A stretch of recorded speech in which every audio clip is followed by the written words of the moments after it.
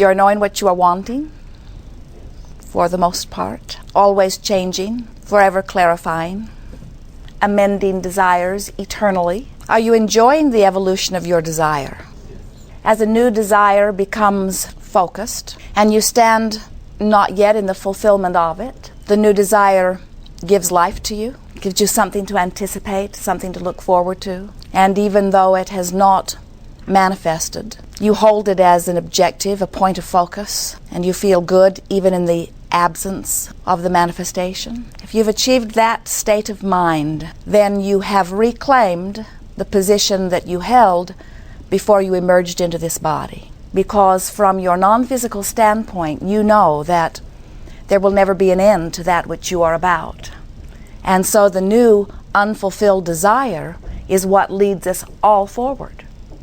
So often our physical human friends have a new unfulfilled desire that tortures them. They feel more unhappy about it than happy, because the fulfillment of it is that which they desire so much. So in its not yet completion, they feel incomplete or unaccomplished or inadequate. And we want you to work on getting over that, because if being incomplete translates as not enough or inadequate within your vibrational field, then you're not having a good time and you're not allowing the wholeness that is you to create. But if this new unfulfilled desire inspires you and calls you forward and gives you life, and as you understand that there will always be another and another and another, that every desire is eternally amended, always adding to, then you step into the rhythm of your eternal nature. And that rhythm is, I am a wonderful being in this focused consciousness that is me, and what I am about is motion forward. And even though this thing that I know I want has not yet manifested, it is not a reflection on my inadequacy. It is instead a reflection on my eternalness. It will always be that way. There will always be some new idea of something that I want that is not yet manifested. And this is a very good thing. As physical humans, you are truly on the leading edge.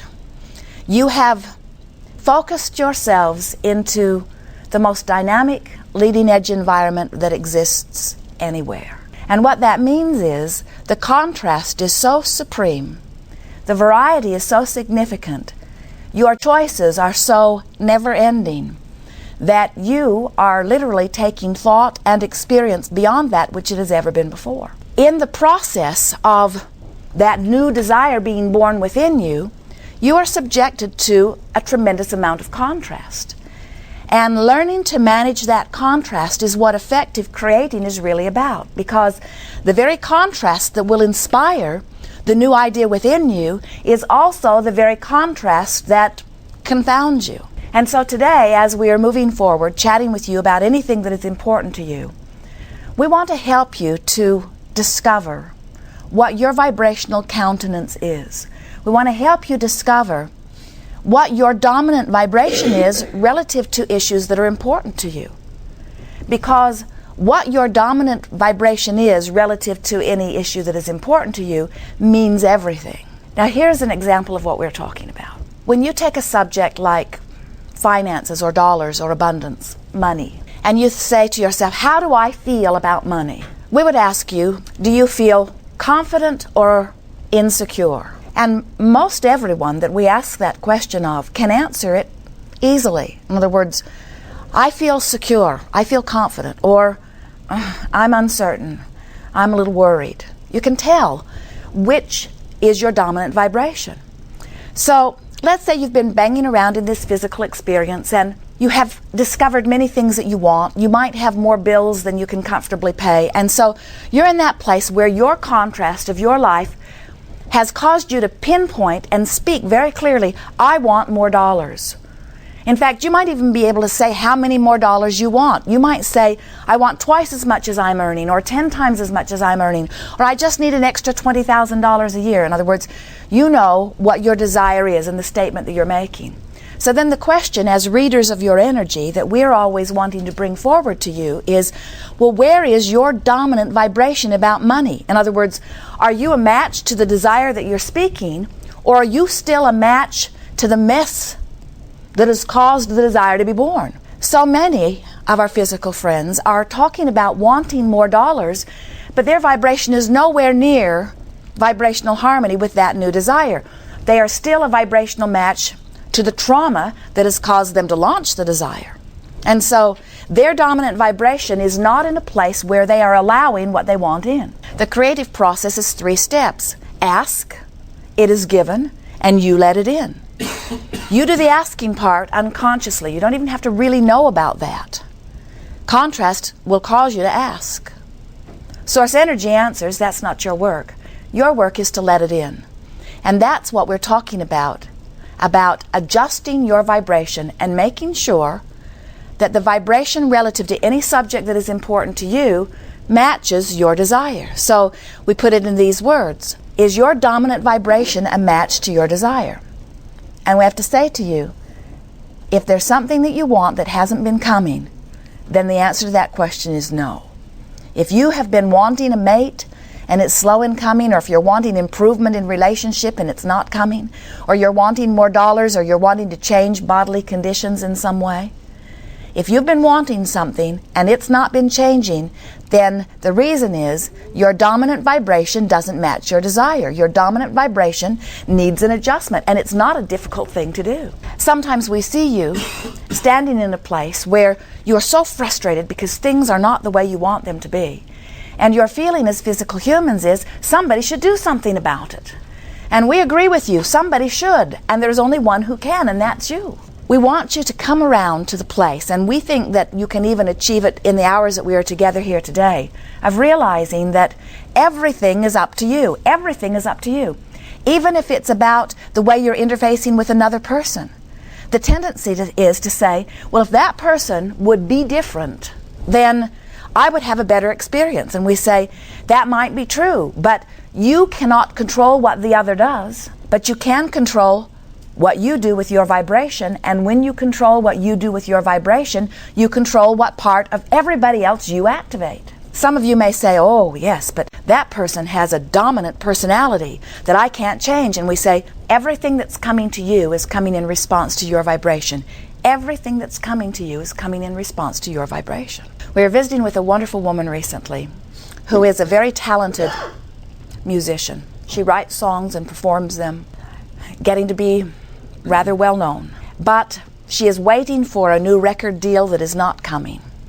And when she expresses her concern to her agent, he says to her, well, you know, you're getting up there in years now. And she says to us, now how am I supposed to deal with something like that? In other words, that makes me feel such and such a way. And we said to her, well, you know, the reason that your agent says that to you is because you're making him feel like he's responsible for what's not going well in your life. So in his defensiveness, he is pointing it back to you. So our message to her was, if you don't say that, he won't say that. Are you getting this? This is really important. Now, we're not just talking about words. What we're saying is, everything that comes back to you is vibrational response to your vibration. So if you are feeling indignant about something and you are putting that vibration out there, even if you're not speaking your words, what you are activating in yourself, and therefore the aspect of the other that you are interacting with that you are activating, is not going to be pleasing to you when it comes back. And your tendency is to say, they should not give that to me. And what we're saying to you is, you are summoning it from them every single time. You say, well, I cannot create in their experience. And we say, but you are creating in your experience. Have you had the experience of watching? It's often more evident in children, where one child will have one behavior pattern with one adult and an entirely different behavior pattern with another. And you say, it's not like it's even the same child. I don't understand this variation. And we say, one person is activating this vibration in the child, and another person is activating this vibration in the child. And the same thing is happening to you. People are activating things in you. You're activating things in them. What we want you to do is say, finally, I'm going to be in control of my own vibration. I'm going to offer my vibration on purpose. And in doing so, I'm going to be the deliberate creator of what comes back to me. Jerry awakened from a dream a while back, and he said to Esther, I had the most vivid dream. And it occurred to me that I created every person in my dream. I gave them their personalities. I gave them the words that they spoke to me. I gave them the attitude that they reflected to me. We say that's exactly right. He did. You all do. And you do it not only in what comes back to you in your dream manifestation, but you do it in what comes back to you in your real life manifestation. Sometimes it doesn't seem like this is true to you because you see things happening that seem apart from you. We want you to understand they would stay apart from you unless you are observing them, giving them enough attention that they become an active part of your vibration, and then they're no longer apart from you. They are a part of your experience. It's great fun to begin to reconcile your own vibration. And you have such wonderful tools that you were born with to help you do it. Your emotions are literal vibrational readers. Your emotions tell you everything about your vibration. They tell you everything about your relationship with your source. They tell you everything about what's happening now, and they give you clues about what's happening next. In other words, your emotions tell you everything. Your emotion tells you how much desire is focused in this moment. In other words, how much does this matter to me? And your emotions tell you what part of your habit of thought is dominant. It is such fun to consciously offer vibration. And the way that you go about it is by deliberately reaching for feelings that match the way you want to feel. So are you getting it? That your desire and your dominant, most often thought, have to be a vibrational match before you will allow into your experience anything that you want? It's a wonderful thing when you discover that it's all about allowing, because nothing comes to you without your allowing it in.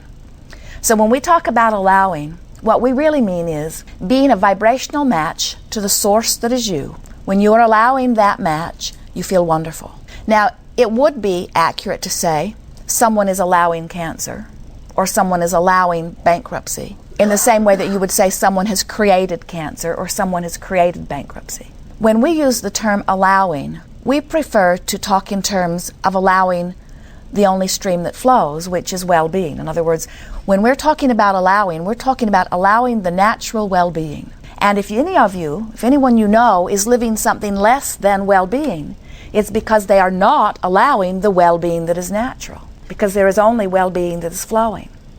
That's kind of a hard thing to get your thoughts around when you look into an environment and you see a pocket of not well-being. In other words, if someone is very sick, you say, well, where did that sickness come from? And we would say it came in response to someone holding themselves, usually unconsciously, in a place of vibrational disharmony to well-being. Because if this person was in vibrational harmony with well-being, well-being would be the experience. Then someone says, but what about the baby?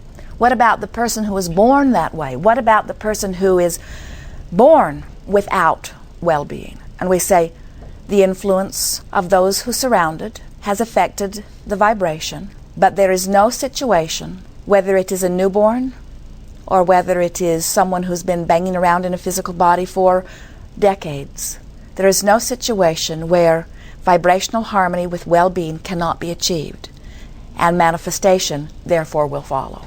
There is nothing that cannot be modified into well-being. All it takes is an understanding of what the source of well-being is and a vibrational alignment to it.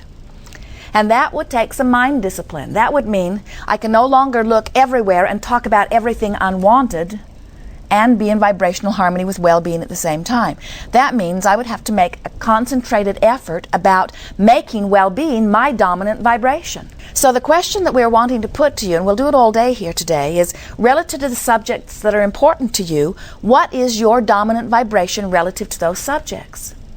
Relative to your body. When you think about your physical wellness, do you feel confident and secure, or do you feel tentative and uncertain? You know. In other words, we do not have to read your energy to tell you. You know. When you think about your dominant relationship, does it feel life-giving or life-draining?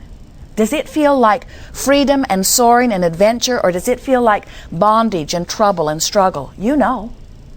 You can tell.